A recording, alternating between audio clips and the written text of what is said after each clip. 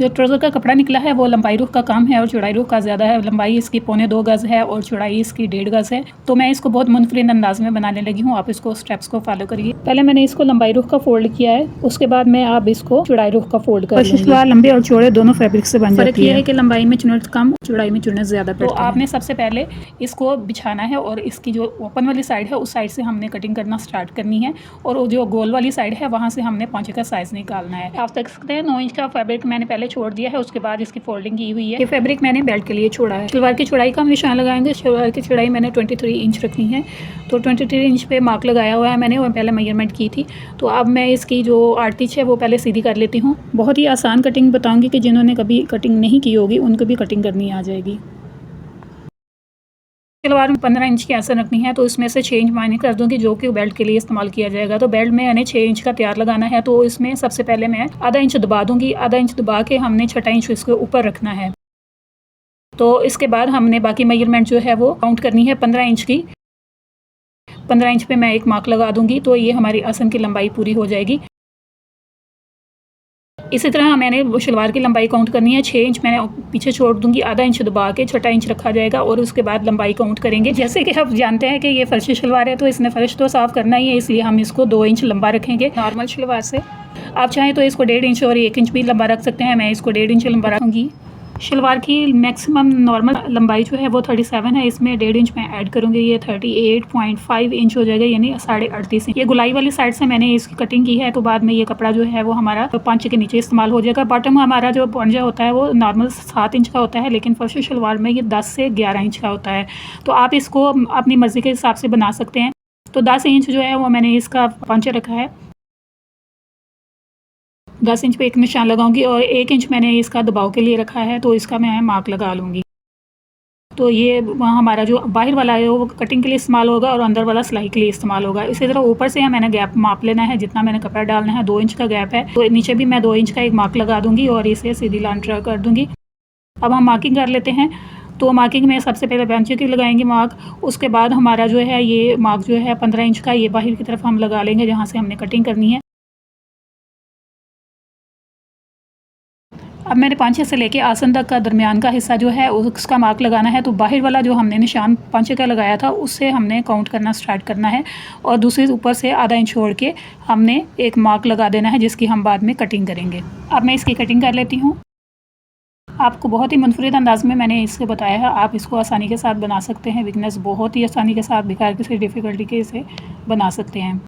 तो कोई भी मुश्किल नहीं है। आपको चुनट बनाने का तरीका भी बताती हूँ कि आपने आसानी के साथ किस तरह चुनट बना लेने हैं। चुनट बनाना भी काफ़ी मुश्किल होता है बाज़ औक़ात। अब हमने ये जो कपड़ा है ऊपर वाला ये पूरा करना है, तो ये छोटा सा पीस जो ऊपर से बचा है इसको आधा इंच से फोल्ड कर लेना है और यहाँ से आपने दबा के रखना है, आधा इंच दबा के। तो ये फोल्ड किया हुआ कपड़ा हम ऊपर रखेंगे।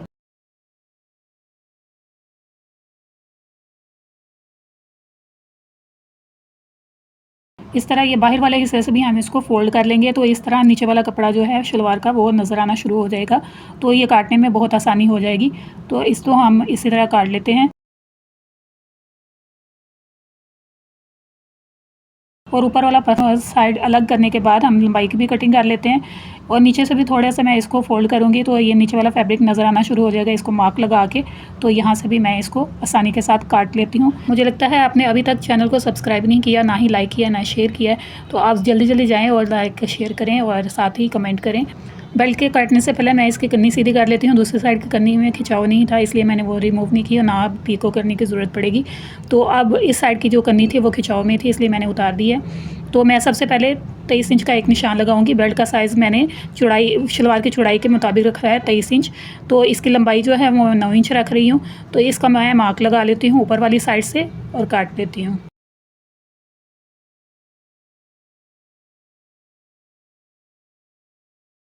आप देख सकते हैं कि इसका कोना नहीं है, तो कोना वाली साइड जो है हमने बेल्ट में इस्तेमाल करनी है। बेल्ट को जो हम फोल्ड करते हैं जहाँ से हमें इलास्टिक वगैरह एंटर करना होता है, वो वाली साइड हम इसकी बनाएंगे।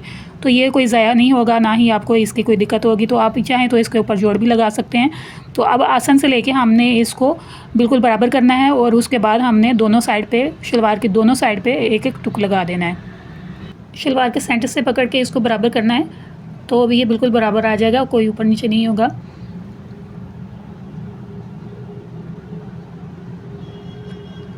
ये टुक लगाने के बाद मैंने शलवार को सीधा कर लिया है। अब एक कोने पे मैंने 2 इंच का एक मार्क लगाया है, दूसरे कोने पे भी मैं 2 इंच का एक मार्क लगा दूंगी। तो चुनट हमने मशीन पे रख के बनाने हैं और यहाँ पे ही हम तैयार कर लेते हैं। बहुत ही आसानी के साथ आप इसको एडजस्ट कर लेंगे। इस तरह आपको चुनट एडजस्ट करना में बहुत आसानी आ जाएगी। तो एक फैब्रिक हमने ऊपर उठा लेना है, नीचे वाला को छोड़ देना है। जो चुनट हमने डाला है इसके साथ इसको पिन लगा देंगे।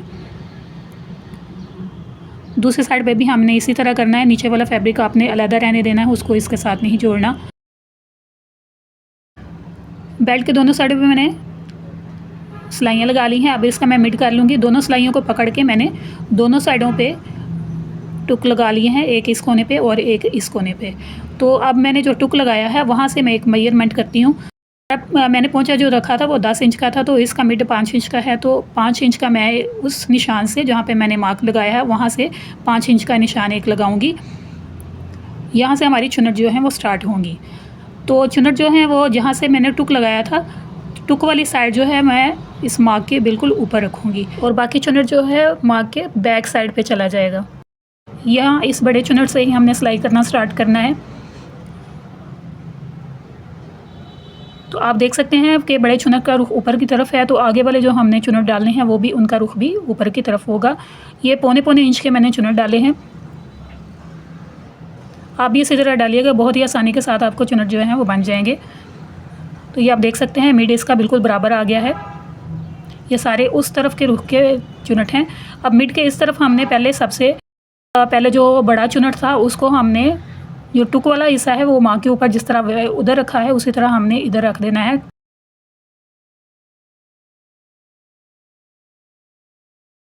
तो इस तरह इसको हम पहले जोड़ लेते हैं और बाकी जो ये फैब्रिक है इसकी हमने चुनट डाल देने हैं। इन चुनट का रुख जो है वो नीचे की तरफ आएगा। बड़े चुनट का रुख भी इसी तरफ है, तो वो ऊपर वाले छोटे चुनट जो हैं वो भी हमने पौने इंच के जिस तरह दूसरी साइड पे डाले हैं उसी तरह डाल लेंगे। इस तरह बहुत ही आसानी के साथ आप चुनट डाल लेंगे, तो आपको बार बार मेजरमेंट करने की भी ज़रूरत नहीं पड़ेगी। बड़े चुनट आपने पहले फिक्स कर लेना है और उसके बाद आपने चुनट बाकी कपड़े दोनों आपने चुनट एक जैसे नहीं डाल देने। एक का रुख ऊपर की तरफ आएगा, एक का रुख नीचे की तरफ। आप देखें ये बड़े चुनट का रुख भी नीचे की तरफ है और ऊपर वाले चुनट जो हमने बाद में डाले हैं वो भी नीचे की तरफ है। इस बड़े चुनट के बाद हमने फैब्रिक जो है वो दोनों सिंपल ही जोड़ते जाना है जब तक कि मिड नहीं आ जाता। उसे आपने 3 इंच जो है वो फैब्रिक जो है वो छोड़ देना है। वहाँ पे हम बैक साइड के चुनट डाल देंगे। 3 से 4 चुनट डलेंगे। मैंने यहाँ पे 4 चुनट डाले हैं। बिल्कुल मिड में इनका भी रुख जो है ऊपर नीचे की तरफ आएगा। ये देखिए चुनट जो है बिल्कुल तैयार हैं, बिल्कुल एक जैसे चुनट डले हैं। ये जो कट आपको मैंने बताया था इसके हम यहाँ पे फोल्डिंग कर लेते हैं। बारीक सी फोल्डिंग होनी है।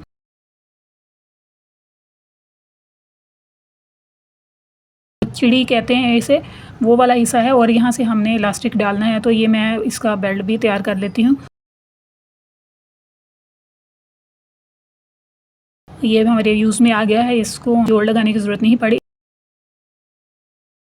बॉटम में 2 फ्यूजन लगाए हैं, 2 चेपियाँ लगाई हैं।